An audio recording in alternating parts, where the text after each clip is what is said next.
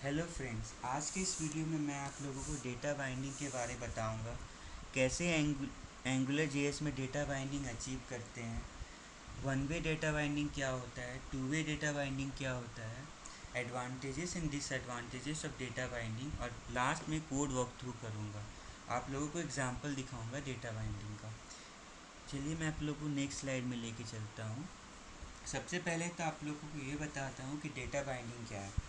Data binding एक process है जिसके थ्रू हम मॉडल और व्यू को सिंक्रोनाइज करते हैं, ताकि मॉडल ऑब्जेक्ट में अगर कुछ भी वैल्यू अपडेट होता है तो आपके वो व्यू में ऑटोमेटिकली चेंजेस दिखने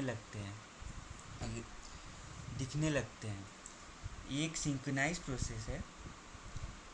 डेटा बाइंडिंग दो तरह के होते हैं, एक वन वे डेटा बाइंडिंग होते हैं, एक टू वे डेटा बाइंडिंग होता है। वन वे डेटा बाइंडिंग में क्या होता है, अगर मॉडल में अगर कोई ऑब्जेक्ट है जो अनडिफाइंड है, अगर वो अनडिफाइंड ऑब्जेक्ट या वैल्यू, अनडिफाइंड वेरिएबल आप बोलो, अनडिफाइंड वेरिएबल अगर डिफाइंड हो जाए या उस पर कोई वैल्यू असाइंड हो जाए तो वो आपका व्यू में वो चेंजेस आपको दिखते हैं, मगर आप अगर उस वैल्यू को फिर से चेंज करो तो वो आपका व्यू में नहीं दिखता है। ठीक है। और टू वे बाइंडिंग में क्या होता है कि आप एक सिंक्रोनाइज हो जाता है मॉडल और यूआई कंपोनेंट। जैसे कि आप अगर मॉडल ऑब्जेक्ट में कुछ भी चेंजेस करो वो आपके व्यू में वो चेंजेस डिस्प्ले हो जाएंगे और यूज़र को दिखेगा, और व्यू में आप कुछ भी चेंज करो वो आपको मॉडल ऑब्जेक्ट में वो अपडेट हो जाता है। ये आपका टू वे डेटा बाइंडिंग होता है। चलो आपको मैं कोड दिखाता हूँ। मेरा ये कोड मेरे प्रीवियस वीडियो वाला कोड से सेम है।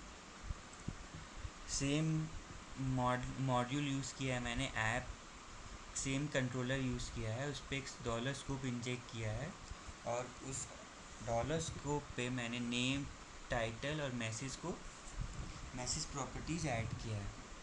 यहाँ पे मैंने मैसेज को डिफाइन किया है ताकि मैं आप लोगों को दिखा सकूँ वन वे डेटा बाइंडिंग क्या होता है। जब आप लोगों को अगर one way data binding achieve करना है एंगुलर जेएस में, तो आप लोगों को 1.2 वर्जन से ऊपर वाला वर्जन का एंगुलर जेएस यूज़ करना होगा, क्योंकि 1.2 वर्जन पे one way data binding support नहीं है। आप अगर देखो view.html पेज को, अगर आप देखो तो यहाँ पे मैंने मैसेज को तीन तरीक़ा से डिस्प्ले किया है। एक सिंपल मैसेज जिसमें मैंने एंगुलर एक्सप्रेशन यूज़ किया है, एक मैसेज यूजिंग एनजी बाइंड और एंगुलर एक्सप्रेशन दोनों सिमिलर है, दोनों मॉडल और व्यू को बाइंड करता है, और दोनों आपको मैसेज व्यू पे डिस्प्ले करेगा। और एक है आपका मैसेज वन वे बाइंडिंग में वन वे डेटा बाइंडिंग हम अचीव करेंगे। और हमने एक टेक्स्ट फील्ड भी यहाँ पे दिया है, जहाँ पे हम ये मैसेज का वैल्यू जो आपका जो स्कोप पे असाइन है वो मैं चेंज करूँगा। आपको अगर मैसेज को चेंज करना है जो मॉडल पे है, तो आपको एनजी मॉडल डायरेक्टिव यूज़ करना होगा। एनजी मॉडल डायरेक्टिव पे हम मैसेज असाइन करेंगे।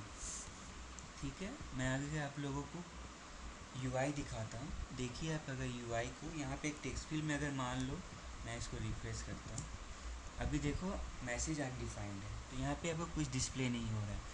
यहाँ पे अगर मैं आपको कुछ भी लिखता हूँ, मान लो कि मैं एस लिखता हूँ, तीनों में एस आया, मगर आप ध्यान से यहाँ पे ध्यान दीजिएगा, message one way data binding में अगर मैं ए लिखूँगा वहाँ पे कुछ चेंज नहीं होगा, क्योंकि वो अब डिफाइंड हो चुका है, वहाँ उसमें जो वॉच था वो वॉच हट चुका है, इसलिए वो व्यू और मॉडल पे कोई सिंक्रोनाइजेशन नहीं है। मगर बाकी दोनों में ऊपर के दो मैसेज में है, क्योंकि उस पर टू वे डेटा बाइंडिंग हम यूज़ कर रहे हैं। अगर कुछ भी चेंज करे, कुछ भी करे, तो अगर आप देखो ये होता है आपका डेटा बाइंडिंग। ठीक है।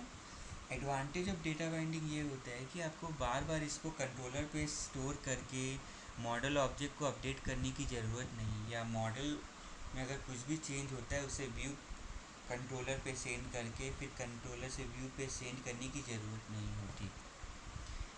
ये आपके एक एडवांटेज है। डिसएडवांटेज ये है कि मान क्या होता है ना, डेटा बाइंडिंग में हम वॉच यूज़ करते हैं। वॉच यूज़ करते हैं मतलब एक वॉच एरे होता है, वॉच कलेक्शन एरे, जिसमें हम जितने भी वेरिएबल्स है जो उसमें two way data binding achieve करना है उसे हम उस एरे में रखते हैं। और हर एक डाइजेस्ट साइकिल होता है, हर एक डाइजेस्ट साइकिल में हम चेक करते हैं कि उस वेरिएबल का वैल्यू चेंज हुआ है कि नहीं। मान लो आप 20 से 30 वेरिएबल उस एरे पे रखते हो, तो एवरी डाइजेस्ट साइकिल में आपको वो चेंजेस चेक करना होगा फॉर लूप यूज़ करके। तो इससे क्या होता है, कभी कभी आपका यूआई हैंग कर सकता है, जावास्क्रिप्ट हैंग कर जाएगा, तो आपका वेब परफॉर्मेंस लो हो सकता है। इसलिए हम क्या करते हैं, one way data binding use करते हैं। कहाँ पे one way data binding use करना है, वन वे डेटा बाइंडिंग हम वहाँ पे यूज़ करेंगे जहाँ पे हमारा वैल्यू यूआई से चेंज नहीं होगा। जैसे कि मान लो आपका एनजी नेम, आपका जो एनजी सूरज है, यहाँ पे हम one way data binding use कर सकते हैं, क्योंकि यहाँ पे मैंने two way data binding use किया है। अगर आप देखो टाइटल पे मैंने डबल कॉलन नहीं दिया है जिस तरह मैंने मैसेज पे दिया है। तो ये करने से हमारा टू वे डेट उस वॉच कलेक्शन में जो एक टाइटल वेरिएबल था वो हट जाएगा। तो अब आप अगर देखो तो यहाँ पे बस दो वेरिएबल ही आपके वॉच कलेक्शन एरे में है, मैसेज और नेम। यहाँ पे मैं नेम को भी वन वे डेटा बाइंडिंग कर सकता हूँ, क्योंकि ये आपका रीड ऑनली है, क्योंकि ये आपके ये यूआई से चेंज नहीं होगा, ये फ्यूचर में कभी चेंज नहीं होगा। मान लो कि डेटाबेस से आपका मॉडल अपडेट होता है, वो आपका टाइटल और नेम को नहीं करेगा, बस मैसेज को करेगा। तो इसलिए मैंने खाली मैसेज को यहाँ पे टू वे बाइंडिंग किया है। टू वे बाइंडिंग हम तभी यूज़ करेंगे जब हम उसको फ्यूचर में चेंज हो सकता है जो वेरिएबल, उस पर ही हम टू वे बाइंडिंग यूज़ करेंगे। आप तब तक कोड को देखते रहो। अगर आप मेरे साथ अगर आप मेरे साथ साथ ट्राई कर रहे हो, कोड लिख रहे हो, तो मैं आप पॉज करके वीडियो ट्राई लिख सकते हो। अभी के लिए इतना ही।